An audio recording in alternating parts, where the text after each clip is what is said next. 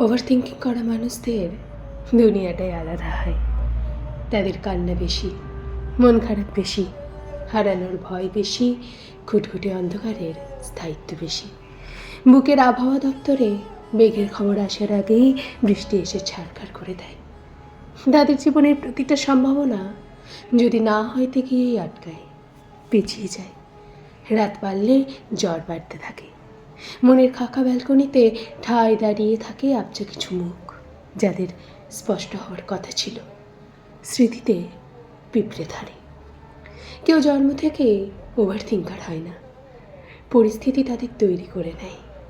যে শরীরের রন্ধ্রে রন্ধ্রে আজ হেরে যাওয়ার ভয়, অনেককাল আগে সেখানে ছিল সবুজ ঘেরা মাঠ, জোনাক পোকার স্রোত, একমুঠো শিউলি ফুল। এসব মানুষদের খুব সাবধানে ট্যাকেল করতে হয়।